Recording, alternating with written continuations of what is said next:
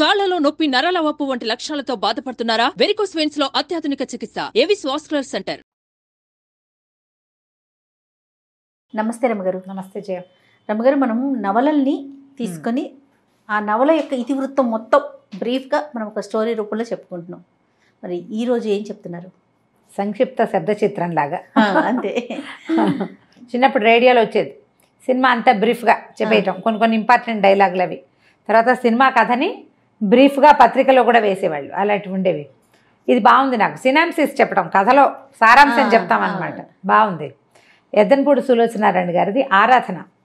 నేను మొన్నే చెప్పాను ఈ మాట. అవునవును. అయితే ఇది నేను మాదిరెడ్డి గారితే ఎద్దనపూడి గారిది కొంచెం కన్ఫ్యూజ్ అయ్యా. యాక్చువల్గా నేను మొదట చదివిన నావెల్స్లో ఫస్ట్ సెట్లో ఆరాధన కూడా ఉంది. చిన్న ఎంఎస్కో వాళ్ళ చిన్న బుక్ ఉండేది మా ఇంట్లో. ఒక అమ్మాయి ఏడుస్తున్నట్టుగా ఉండే పిక్చర్ ఉంటుంది, అమ్మాయి కంటి నీరు పడుతున్నట్టుగా అన్నమాట. భలే కదిలించే కథ. చెప్పలేకపోవటం, మూగవాళ్ల వేదన ఎలా ఉంటుందో చాలా బాగుంటుంది కథ. భాష కూడా చాలా బాగుంటుంది. సులోచనారాయణ గారి కథనం అసలు చెప్పడానికి వీల్లేదు, అనితర సాధ్యం. ఎంత స్టైలిష్గా ఉండే క్యారెక్టర్లు నావెల్స్ రాశారు ఆవిడ. క్యారెక్టర్లను పెట్టి సింపుల్ సోబర్ సామాన్యమైన వాళ్ళు, మన పక్కింటి వాళ్ళు, సాధారణమైన మనుషుల కథలు కూడా చాలా బాగా రాశారు ఆవిడ. సెక్రటరీ అవి చాలా ఇష్టం నాకు. సెక్రటరీ, మీనా, జీవన తరంగాలు భలే బాగుంటాయి. చాలా పుస్తకాలు నా సినిమాలుగా కూడా వచ్చినాయి. ఈ ఆరాధనని సినిమా తీసుంటారని, సీరియల్ తీసుంటారని నేను అనుకోను. ఎందుకంటే ఆరాధనలో హీరోయిన్కి మాటలు లేవు. ఓహో, మూగమ్మాయి, మూగవాళ్ళని పెట్టి సినిమా తీసేంత ధైర్యం ఉండదు జనాలకు. మరి అవి బాగుంటాయి. ప్రేమలేఖలు, సిరివెన్నెల మనం చూస్తాం, సుహాసిని, అదొకటే కనిపిస్తుంది. అదొకటే కనిపిస్తుంది. అది కూడా అది విశ్వనాథ్ గారి చేతిలో పడింది కాబట్టి ఆయన తన తపస్సుతోటి దాన్ని సాధ్యం చేసేసారు, పండించేశారు. అంతే, అందరి వల్ల కాదు. బాగుంటుంది ఆరాధన కదా. అలాగే స్టార్ట్ చేద్దాం. అనంత్ అని ఒక సివిల్ ఇంజనీర్ అబ్బాయి. అతని తల్లి, ఇద్దరు పిల్లలు ఉంటారు. ఆవిడ పెద్ద కోడలు చనిపోయాక ఓ రెండేడు సంవత్సరాలు అయ్యాక అతనికి మళ్ళీ పెళ్లి చేయాలని సంకల్పిస్తారు. బాగా ఆలోచించి ఒక మూగ అమ్మాయిని పెళ్లి సంబంధం కుదురుస్తారు. అమ్మ నాన్న లేని అమ్మాయి తన పింతల్లి పంచర చేరి ఉంటుంది. అట్లా ఎవరు లేని, దిక్కులేని పిల్లలు, నోట్లో నాలుక లేని వాళ్ళు కనబడితే ఊళ్ళల్లో వాడేసేవాళ్ళు పాతకాలంలో. ఇప్పుడు కొంచెం జనాల్లోకి తెలివితేటలు వచ్చినాయి. కానీ ఆ అమ్మాయికి ఊరుమ్మడి సొత్తు, అందరిళ్లలో పనిచేసి పెట్టడం, మంచి పనిమంతురాలు. చిన్నది ఒక 20 ఏళ్ళ అమ్మాయి. అయితే ఆ పింతల్లికి ఒక 1000 రూపాయలు ఆశపెట్టి ఈవిడ ఈ అమ్మాయిని తన కొడుక్కి చేసుకుంటుంది. అది బాగా బతిమలాడుతుంది. అతను ఒప్పుకోడు కానీ బలవంతంగా ఒప్పిస్తుంది. అంతర్వాహినిలాగా కలిసిపోతుంది. ఆ పిల్ల మూగది, ఏమి భావాలు ఏమి ఉండవు. అక్కడ పింతల పంచని చేరి బతుకుతుంది. హాయిగా ఇల్లు వాకిలి ఏర్పడితే తనదంటూ ఆ సంసారం ఉంటే ఇల్లు దిద్దుకుంటుంది. పల్లెటూరులో పిల్ల, పని పాట వచ్చిన పిల్లని చూసి ఆవిడ నిర్ధారించుకుని ఆ అమ్మాయిని పెళ్లి చేస్తుంది. అనంతకి చేసేస్తే ఊళ్ళో వాళ్ళంతా ఏమనుకుంటారంటే ఏదో ముస్లిం ఉతక ఏదో రెండో పెళ్లి వాడికి ఇస్తుంటే రెండో పెళ్లి వాడంటే ఎవరో అనుకుంటారు. ఈ పిల్ల సామాన్యంగా చామన్చాయిగా సామాన్యమైన పర్సనాలిటీ, కాస్త ఒత్తైన జడ తప్పిస్తే ఏముండదు, మామూలు పిల్ల. అతను చాలా అందమైన వాడు, తెల్లగా పొడుగ్గా మంచి స్ఫురద్రూపి అయినవాడు. ఇద్దరు పిల్లలు. అందరూ ఆశ్చర్యపోతారు, ఇది మూగపిల్లకి భలే అదృష్టం పట్టింది అని.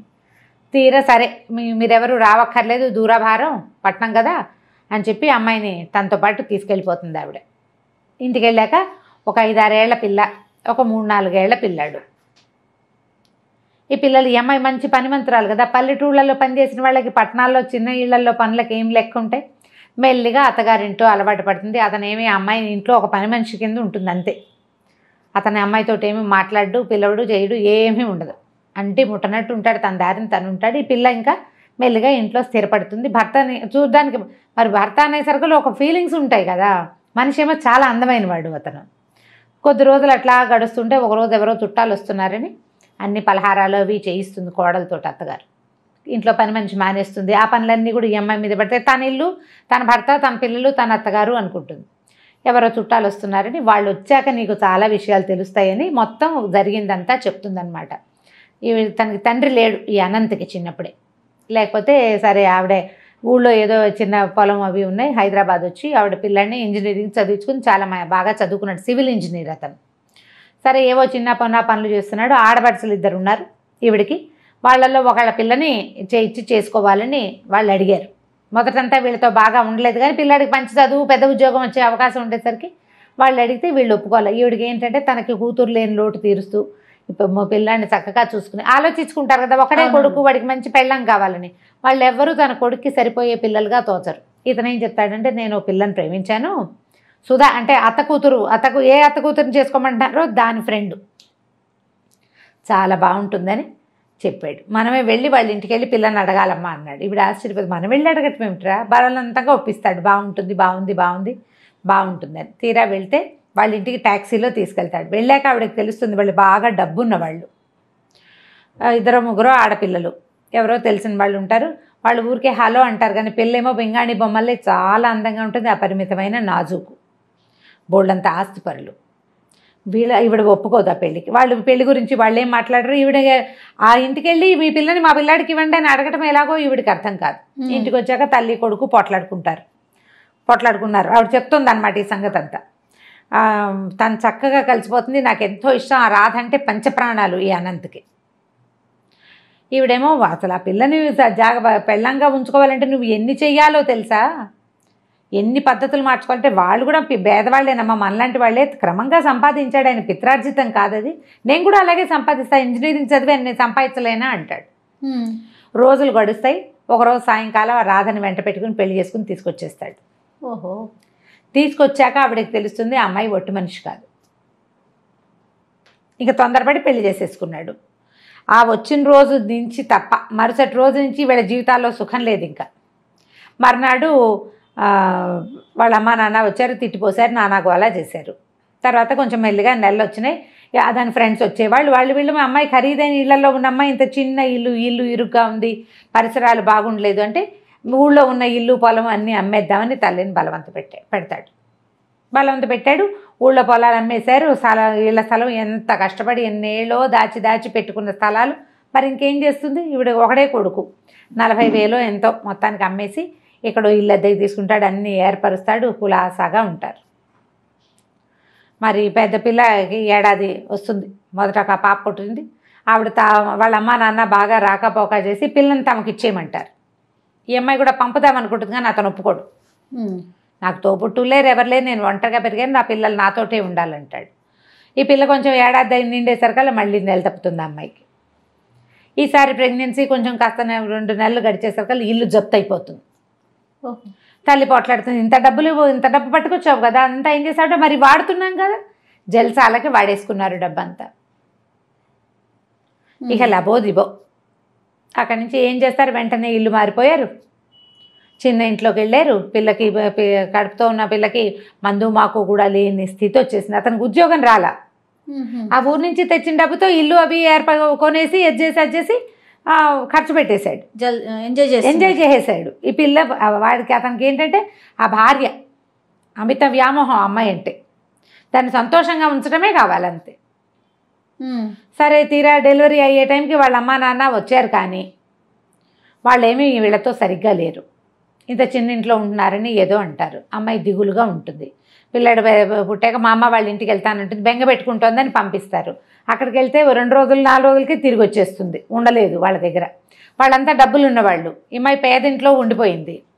నాదే పొరపాటు, ఉద్యోగం లేని వాడు ఇంత ఖర్చు పెడుతుంటే ఎలాగా అని నేను అడగలేకపోయాను, నాకు తెలియలేదు, నా వల్లే మన పరిస్థితి ఇట్లా అయిందని ఫీల్ అవుతూ ఉంటుంది. పిల్లాడు కొంచెం పెరిగిన తర్వాత ఒకరోజు పిల్లలిద్దరిని తయారు చేసి, నేను మా అమ్మమ్మ వాళ్ళ ఇంటికి వెళ్ళొస్తానని పిల్లలిద్దరిని ఇక్కడ పెట్టి పుట్టింటికి వెళ్తుంది. మర్నాడు పొద్దున మధ్యాహ్నం వాళ్ళ నాన్న వచ్చి ఆ మేఘాల మీద రాసుకెళ్ళి ఎక్కడన్నాడు, నా కూతురుని చంపేశాడని కాల్ చేశాడు. ఆ అమ్మాయి అక్కడికి వెళ్ళి నిద్ర మాత్రలు వేసుకుని చనిపోయింది అమ్మ వాళ్ళ ఇంట్లో. నా వల్లే నా భర్త ఇట్లా అధోగతి పాలైపోయాడు, వీళ్ళకి మేము ఎప్పటికి పైకి వస్తాం, మా అక్క చెల్లెళ్ళ ముందు నేను ఎప్పుడు తలెత్తుకుని తిరుగుతాను, అలా దిగులతోటి సూసైడ్ చేసుకుంటుంది. ఈ పిల్లలు మిగిలిపోతారు. అది కష్టం మీద ఇప్పుడే ఏదో ఉద్యోగం, ఒక కాంట్రాక్టు లభించింది, సొంతంగా కాంట్రాక్టులు చేసుకుంటున్నాడు. ఇది మనసులో పెట్టుకో. ఆ రాధని మర్చిపోలేడు వాడు. ఆ రాధ ఒక నిర్భాగ్యురాలు, అదే ధైర్యంగా నిలబడ్డం చేతకాక, భర్తను సపోర్ట్ చేయలేక, తొలి కాలంలో తెలివి తక్కువతనంతో, తర్వాత కాలంలో బలహీనతతోటి చచ్చిపోయింది అని కోడలికి విస్తారంగా జరిగింది చెప్తుంది. ఆ భార్య మహాసౌందర్యవతి, పరమనాజుకు, అత్యంతంగా ప్రేమించాడు. ఈ సామాన్యమైన అమ్మాయిని భార్యగా కూడా ఇతను అంగీకరించాడు.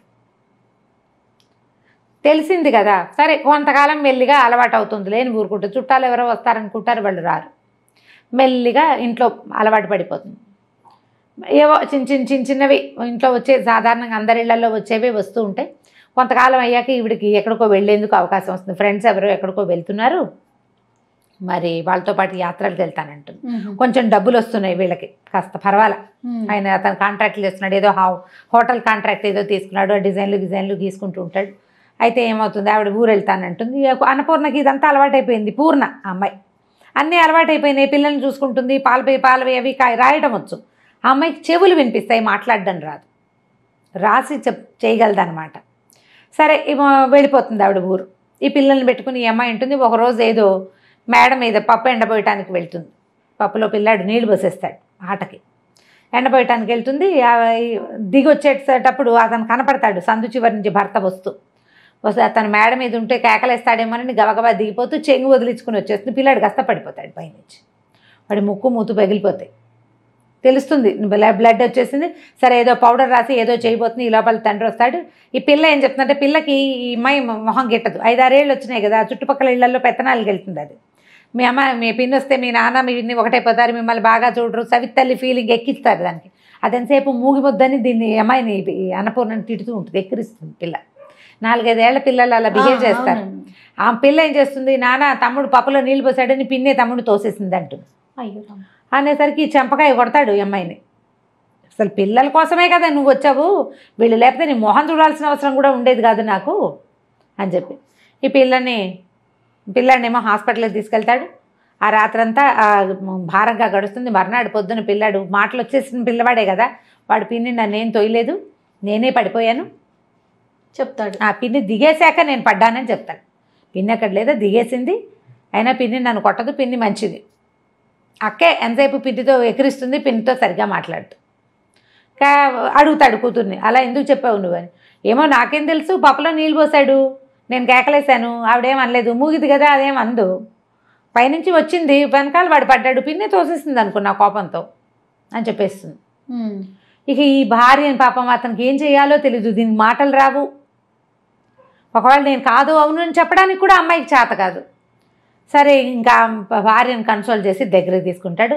మెల్లిగా ఆ అమ్మాయితోటి ఉండటానికి అలవాటు పడిపోతాడు.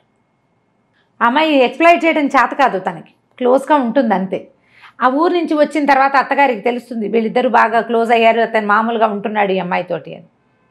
కొద్ది రోజులు గడిచాక ఈ అమ్మాయి ప్రెగ్నెంట్ అవుతుంది. అయ్యేసరికల్లా ప్రెగ్నెన్సీ పనికిరాదనుకుంటారు వీళ్ళు. వీళ్ళకి అన్ని పనులు చేసేయాలి, ఇల్లంతా ఏర్పాటు చేసేయాలి, మంత్రదండ ఉన్నట్టుగా ప్రవర్తించాలి. కానీ వాళ్ళకి హక్కులు ఉండకూడదనే ఒక ధోరణి. ఎవరికి కొడుక్కి కొంచెం ఉంటుంది, అత్తగారికి ఎక్కువ ఉంటుంది. భయాలు వస్తాయి రకరకాలు. ఇప్పుడు ఏదో ఇంట్లో అన్నీ చూసుకుంటోంది, పిల్లలు పుడితే పిల్లల్ని సరిగ్గా చూడదేమో, ఆ భయం ఉంటుంది కదా. అక్కడి నుంచి ఏం చేస్తుంది అత్తగారు, వద్దు ప్రెగ్నెన్సీ, అతను కొంచెం ముందు వెనక ఆడతాడు, ఏమై కాదమ్మా డాక్టర్ దగ్గర తీసుకెళ్ళి నిర్ధారించుకుని ఆ ఒక ఇంజక్షన్తో సరిపెడతామని చెప్పి ఈ అమ్మాయికేమో అదంతా అర్థమైపోతుంది. ఆ పొట్టలో ఉన్న పిల్లే నాది, అమ్మా నాన్న లేరు, భర్త బాగున్నప్పుడు బాగుంటాడు, లేనప్పుడు లేదు. ఆ పిల్లలు ఎప్పుడు పరాయి పిల్లలు, తను ఎంత బాగా చూసినా కూడా. తన పొట్టలో ఉన్న శిశువు తనది, ఆ బేబీని ఉంచుకోవాలనుకుంటుంది. ఇంజక్షన్ చేయించడానికి ఆ డాక్టర్ దగ్గర తీసుకెళ్తాడు, ఇంగ్లీష్లో మాట్లాడతాడు.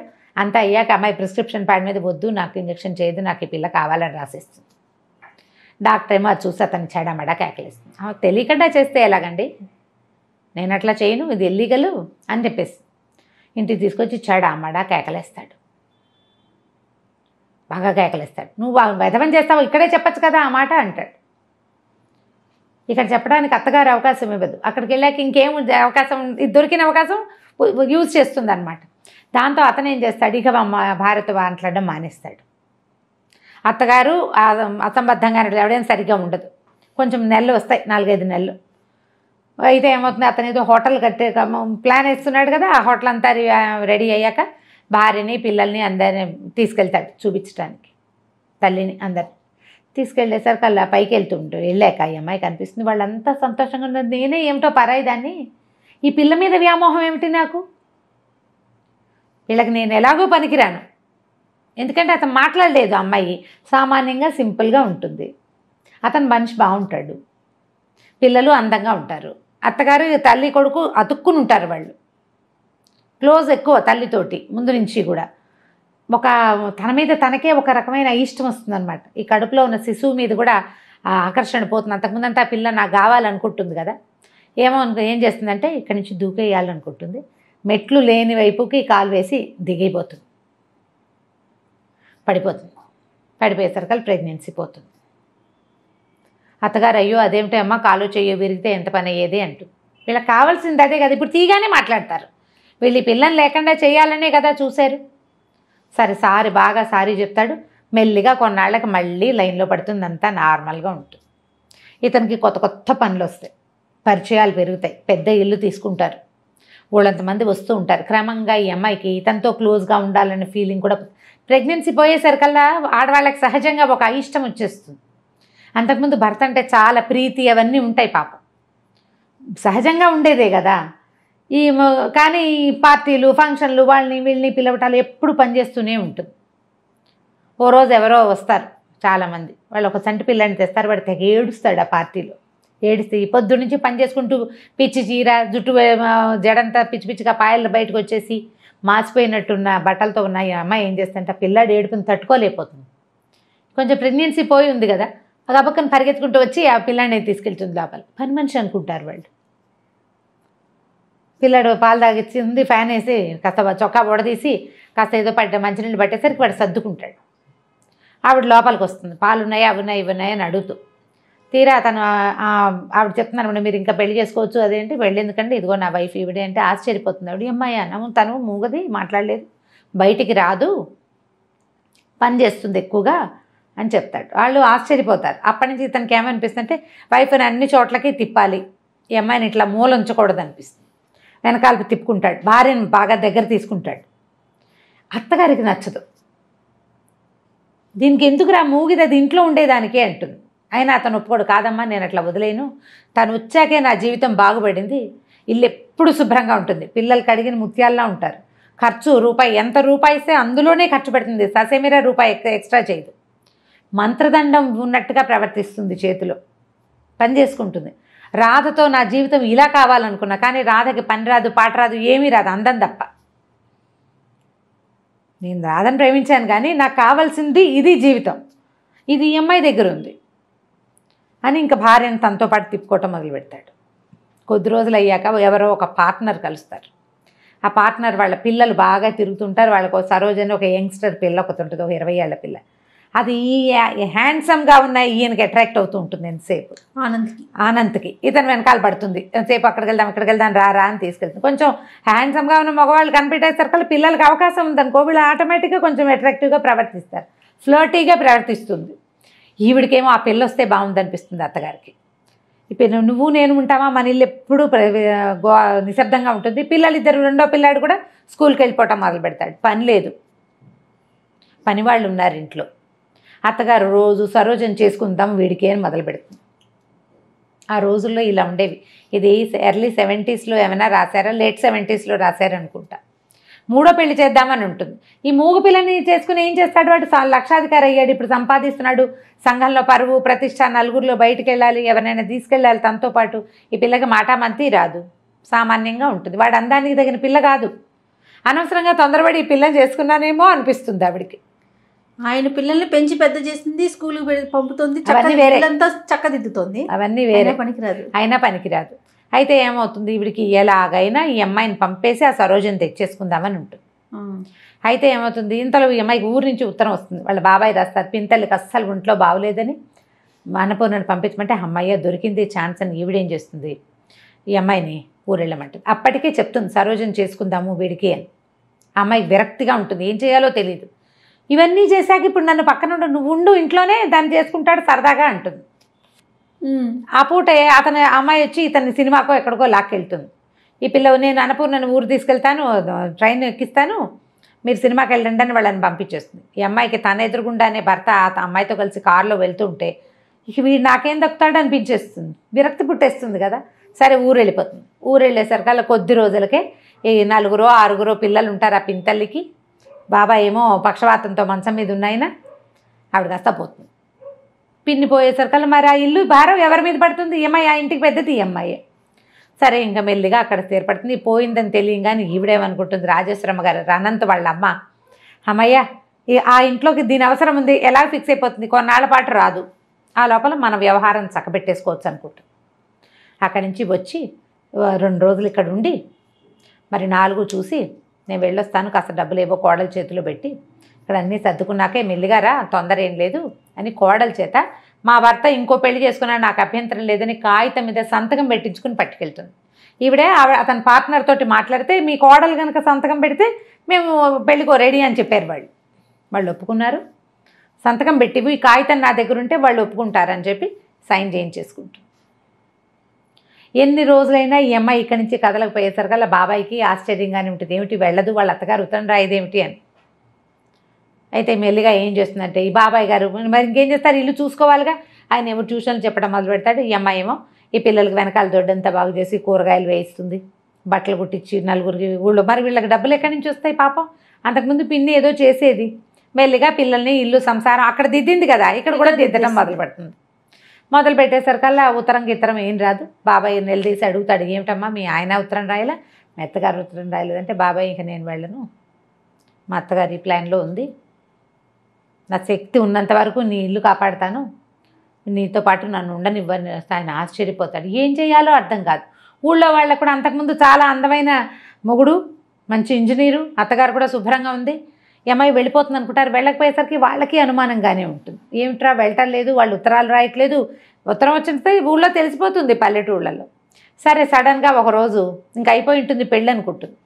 ఆవిడ ఉత్తరం రాస్తుంది అత్తగారు ఒకసారి వాళ్ళ మేనమావలతో మాట్లాడామని, సింపుల్గా ఇంట్లోనే పెళ్లి చేయదలుచుకున్నామని, అంతా అయ్యాక ఇక్కడంతా సర్దుబాటు అయ్యాక ఉత్తరం రాస్తాను, వీలు చూసుకుని వచ్చేద్దుగానని రాస్తుంది. కోడలను వదలదు ఆవిడ, ఈ పని చేయడానికి కావాలి కదా, ఆ ఇల్లు దిద్దడానికి ఈ అమ్మాయి కావాలి. ఆ అమ్మాయి సరదాగా చిన్నపిల్ల, దానికేమొచ్చు ఈ పనులన్నీ? ఇల్లు వాకిలి చూడడం అంటే చిన్నపిల్లల వల్ల కాదు కదా, గడిగట్టిన వాళ్ళు కావాలి. ఉత్తరం రాయిస్తానని రాస్తుంది. ఆ ఉత్తరం తీసి బాబాయ్ చేతులు పడుతుంది, ఇదిగో ఇది నా పరిస్థితి అని. ఇక మెల్లిగా ఊళ్ళో స్థిరపడుతుంది. బట్టలు కత్తిరించడాలు, అవి ఇవి జాకెట్లు కుట్టడాలు, అమ్మాయికి వచ్చిన పనులు. మెల్లిగా దొడ్డి వాకిలి ఏర్పరిచి చిన్నపిల్లల్ని స్కూల్కి పంపించి పెద్ద పిల్లల్ని స్కూల్ మానిపించి తనతో ఉంచుకొని వంట పని నేర్పించి ఏదో తంటాలు పడుతూ ఉంటుంది. సడన్గా ఓ రోజు టెలిగ్రామ్ వస్తుంది. ఆయన మా బాబాయ్ అంటాడు, పూర్ణ ఏమిటమ్మా అట్లా అన్నావు, మీ ఆయన నేను పంపించమని ఉత్తరం టెలిగ్రామ్ పంపించాడమ్మా చూడు అంటే, అమ్మ ఏమనుకుంటుందంటే వాళ్ళకి ఏవో పిల్లలకు ఒంట్లో బాగుండలేదని ఇచ్చాడు టెలిగ్రాము, చిన్నపిల్ల దానివల్ల కాదు, అత్తగారు పెద్దది ఆవిడ వల్ల కాదు, అందుకని నన్ను పిలుస్తున్నారు వీళ్ళు, నేను వెళ్ళినాను వేసుకుంటాను. 4 రోజుల తర్వాత ఉత్తరం వస్తుంది. ఈయనకే రాస్తాడు, రంగనాథం గారు నేను అనంతని మా అమ్మ తీర్థయాత్రలకు వెళ్ళింది, పిల్లలకి తీవ్రమైన అనారోగ్యం, బాబు దక్కేలాగా లేడు, పూర్ణని పంపించండి, నేను ఒక్కడినే చూసుకోలేకపోతున్నాను, నాకు చాలా పని ఒత్తిడి, పిల్లలకి జ్వరాలు అని రాసేసరికి ఇక ఆగలేకపోతుంది. ఆ పిల్లాడంటే చాలా ముద్దు, పెంచిన మమకారం ఉంటుంది కదా. సరే అక్కడి నుంచి ఈ అమ్మాయి వస్తుందని వాళ్ళకి తెలియదు కదా, రైల్వే స్టేషన్కి దగ్గరే, స్టేషన్ నుంచి ఇంటికి వెళ్ళటం తెలుసు తనకి. స్టేషన్ నుంచి ఇంటికి వెళ్ళేసరికల్లా డాక్టరు భర్త ఎదురుపడతారు ఇంట్లో నుంచి వస్తూ. ఈ అమ్మాయిని చూస్తూనే ఆశ్చర్యపోతాడు, ఎవరొచ్చారు ఎలా వచ్చావు అంటే ఏం మాట్లాడదు. సరే అని దారిస్తాడు, లోపలికి వెళ్తుంది. ఇల్లు నేను వదిలేని పెట్టిన ఇల్లేనా ఇది అని ఆశ్చర్యపోతుంది. ఇల్లంతా మురికి కూపం, అత్తగారు ఇట్లా ఉన్న ఇల్లు ఎలా వదిలిపెట్టి వెళ్ళిపోయిందో అర్థం కాదు అమ్మాయికి. పిల్లలు మంచాల మీద ఉన్నారు, మంచాన్ని బంతిలా ఉండే పిల్లాడు బల్లిలాగా మంచానికి అతుక్కుపోయి కనిపిస్తాడు. ఆ కూతురికి విపరీతమైన జ్వరం, ఇల్లంతా మందు సీసాలు, అతని చొక్కాకి గుండీలు లేవు, ప్యాంట్ మీదంతా మందు మరకలు, ఇల్లంతా మహాలోకంలాగా ఉంటుంది, మాసిపోయిన బట్టలు ఎక్కడ పడితే అక్కడ. ఈయన టెన్షన్తో కాల్చేసిన సిగరెట్ పీకలు. ఏం చేస్తారు? అక్కడి నుంచి వచ్చాడు. వచ్చిన తర్వాత చూస్తే పిల్లకి బాగా సీరియస్ అయిపోతుంది. పిల్లవాడికి జ్వరం జారిద్దప్పుడే పిల్లకి సీరియస్ అయిపోతుంది. ఏవో మందులు తీసుకొస్తాడు. ఏం చేస్తుంది, ఇంకా గబగబా కొంగు బిగించి మెల్లిగా ఓ పక్క నుంచి మొదలుపెట్టి ఇల్లంతా ఊడ్చి ఎత్తిపోసి చెత్తలని పిల్లల పక్కలు మార్చి తను తెచ్చుకున్న పెట్టలోంచి పక్క దుప్పట్లేమి ఉతికిన దుప్పట్లే లేవు ఆ ఇంట్లో. తను తీసుకొచ్చిన సూట్ కేసులోంచి తన చీరలే, ఇస్త్రీ పెట్టుకున్న చీరలన్నీ మడతలు విప్పి మంచం మీద వేసి పిల్లల్ని పడుకో. శుభ్రమైన పక్కన లేకపోతే జబ్బులు పెరిగిపోతాయి. ఆ ఇంట్లోకి రాగానే అతను కనిపిస్తుంది, అన్నపూర్ణ చేతిలో ఏదో మంత్రదండ ఉంది, ఇల్లంతా క్లీన్, గంటలో పక్కలు చూస్తే పడుకోవాలనిపిస్తుంది. ఎన్నిసార్లు అనుకుంటాడనమాట అతను. ఈ అమ్మాయి ఉండబట్టే నా జీవితం హాయిగా ఉంది అని అది ఇప్పుడు అనిపిస్తుంది. సరే పిల్లవాడికి ఏదో ఎప్పటికీ ఎన్ని రోజులు తిండి పెడితే వాడు కోలుకుంటాడు. ఈ పిల్ల కాస్త బాగా దిగినాసి వెళ్ళిపోతుంది. ఒళ్ళు వెచ్చబడితే బతుకుతుంది, లేకపోతే లేదు. చల్లబడిపోయిందనమాట శరీరం, ఇదంతా పోయింది. సరే అక్కడి నుంచి చూస్తూ ఉంటారు ఇద్దరు ఒంటి మీద చేసి ఒక తెల్లవారుజామున ఎప్పటికో మొత్తానికి దానికి పిల్ల కాస్త పొట్ట దగ్గర వెచ్చబడుతుంది.